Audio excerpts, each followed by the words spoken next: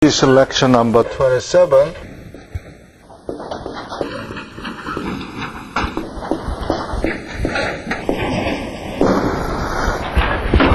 Okay, we have only one lecture left. On Thursday, I will review what we've learned during the classes after you took midterm examination. Okay. So today's lecture will be the lecture that will cover the last half of the lecture of the courses. We learned that this wave equation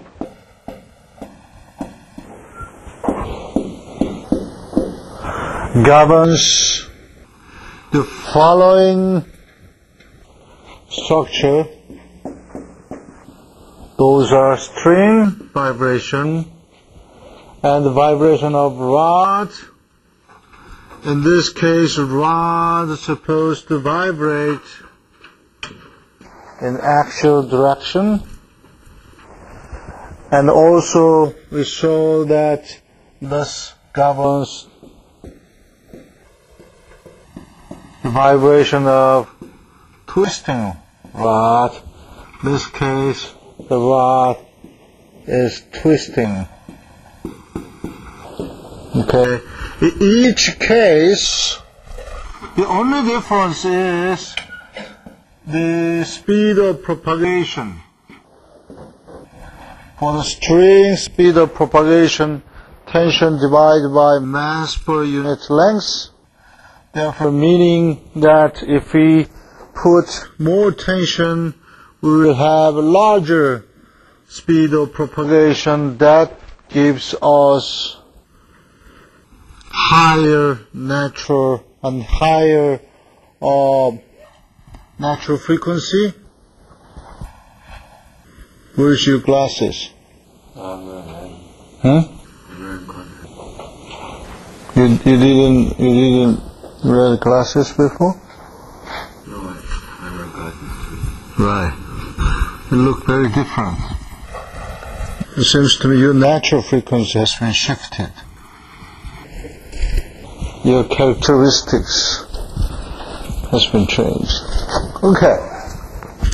In this case, the speed of propagation, so E is Young's modulus divided by mass per unit volume in this case.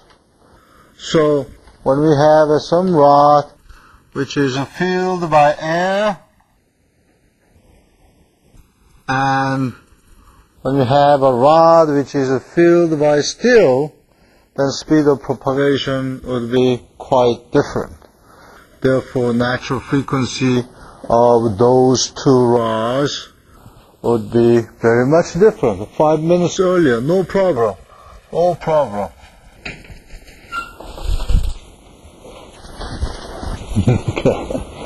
For the twisting rod, I'd like to ask you guys, what would be the speed of propagation for a twisting rod?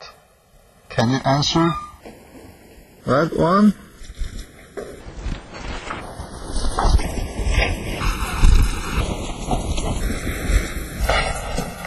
Something divided by something, right?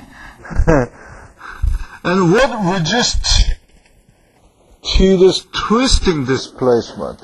If I want to twist, what would resist? What measure can express the way to resist the twisting? Okay, back to what we do know, to understand, to answer that question. For the string, when I try to make a unit displacement, what resists to make a unit displacement is tension, right? And I push the tension, try to pull it down. When I have a rod, when I try to have a unit displacement in this direction, then what register to allow to have unit displacement? Young's modulus, right? Then, when I try to twist the rod, unit angle, what registers to have unit angle? That will be torsional rigidity, right?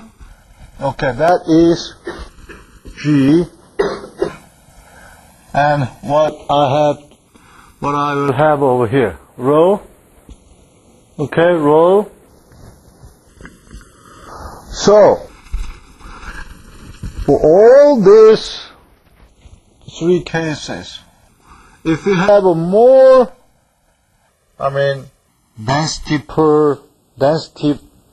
more density, then we will have smaller speed of propagation that will give us smaller natural frequency, right?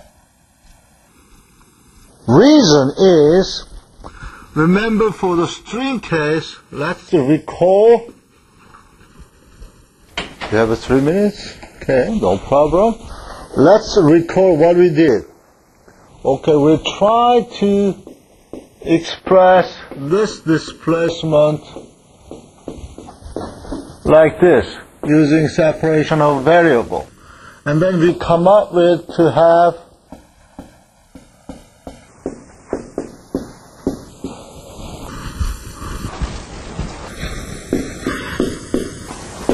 is it true or did I miss something?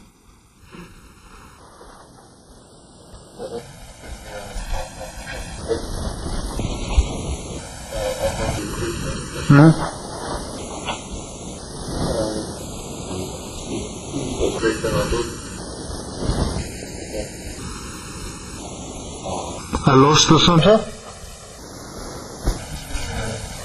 Yeah, C-square. Where should I put the C-square? Over here? Huh? How did you know that? You just look at the note, right? Can we know where we have to put this one of the C-square by other way?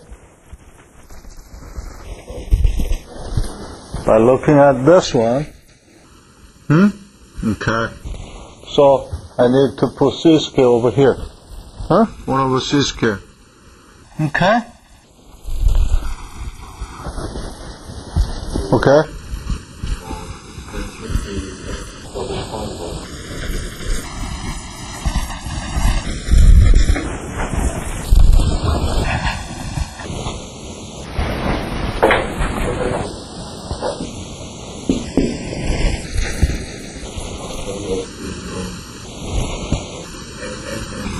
Oh yes.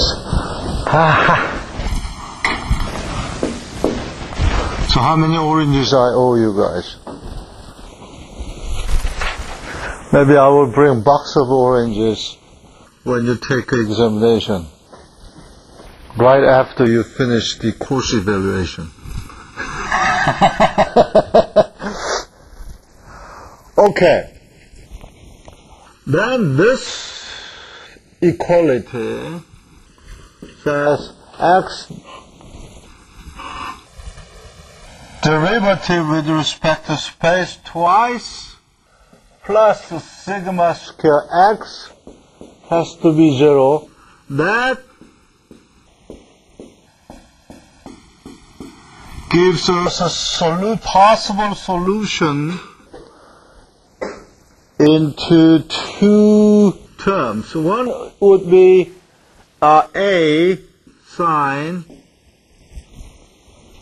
sigma x, and the other one it would be cosine sigma x. The reason why we use sine and cosine is simply because those satisfy this governing equation.